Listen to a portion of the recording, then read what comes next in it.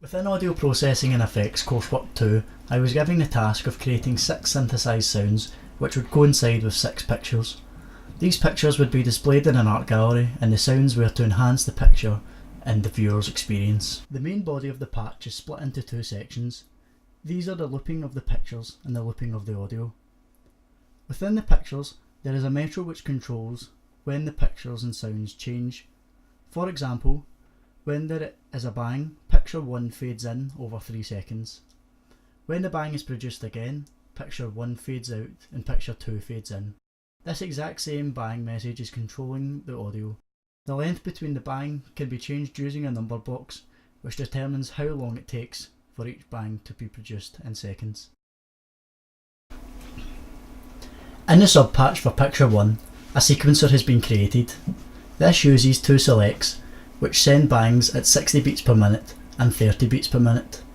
These bangs are also controlled by toggles, which determine if the bang message gets through to the gate or not.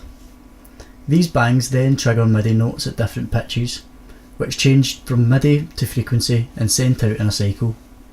The sequence on the left is being multiplied by a function box, which has information inside that changes the attack and decay of the note being played. This creates the effect that the notes being produced by the sequencer on the left are muted. In picture 2, there are 2 sections. The left side of the subpatch consists of a message of information which is sent to the cycle wave. This information tells the cycle to move up or down in frequencies over a specific time in seconds.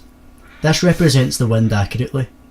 The second part of the subpatch involves additive synthesis, which uses a set of rectangular waves which are produced at 40 Hz and 68 Hz. These are then times together and the outcome is times by a cycle of 1 Hz. This creates a pulsing effect. A rand tilde object is also added, which creates random values of -1 and 1. The message which is being sent to this is 555 Hz. This creates a low rumble distortion, which adds to the overall effect of wind. The sound for picture 3 was achieved using granular synthesis. A wave is loaded into the buffer and sent over to the wave object in the sequence. Using randomness, I was able to create the effect of the sound never repeating. This was done through using random values, which are changed 4 times a second.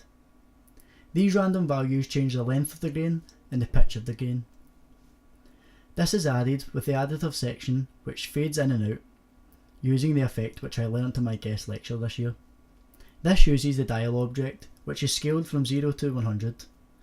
This then fades in and out and working side by side with a cycle object. The cycle object is placed into the dial and determines the speed of which it fades in and fades out. The frequency I set my cycle wave at was 0.3 Hz. Picture 4 uses a comb filter, which is timed with a phaser set at 87 Hz. This comb filter takes a copy of the original sound and creates a destructive interference, which sounds fantastic as an electronic buzzing pulse. This is then added with amplitude modulation and ring modulation. The ring modulation effect is created using sidebands. These 2 effects join together and create a great electronic humming noise. Picture 5 uses an S-play object, which is sped up using a select object and messages. This select triggers a message which is sent to the attributes object, which is set to change the speed of the sound. As well as this, the sound file is looped using a message. These messages are all organised using a T object, which is fantastic for handling trigger times of all your objects. This sample is then sent into Degrade, which allowed me to make the audio sound grittier by reducing the sample rate and bit rate of the audio. This is then added with several additive synthesis using cycles that are all times together. A set of cycles at 300 Hz and 200 Hz are times together, and a set of cycles at 280 Hz and 164 Hz are times together. These outcomes are then timed together and the final outcome is times by an additive saw consisting of 8 Hz and 96 Hz. This is all going into the function, which changes the attack, sustain and release of the sound. In this example, the function loops twice. The final picture consists of 2 sections. The first section has 2 cycle waves which are times together. These are then passed through a delay using tap in and tap out. The delay is set at 100,000 tap in and 1230 tap out. There is a cycle wave and a saw wave, which are timed together and then halved in amplitude. This is then sent through another tap in and tap out, this time creating a ping pong effect. The ping pong effect is set off through using a message which consists of 221 delay time. The outcome of this audio is then sent out in a stereo, due to the fact that the ping pong delay is a stereo effect, and if the sound was sent out in mono, the effect would not be heard. The patch was then displayed in presentation mode, with the 6 F-picks being scattered around the screen. A toggle box was added in order to start and stop the cycle, as well as a number box being placed above this so that the user could easily change when the bangs were being produced. The Easy DAC was also added so that the user could easily turn on and turn off the sound being produced.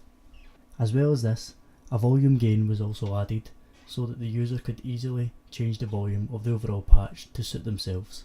I hope you've enjoyed my explanation of the build of my coursework 2 for audio processing and effects.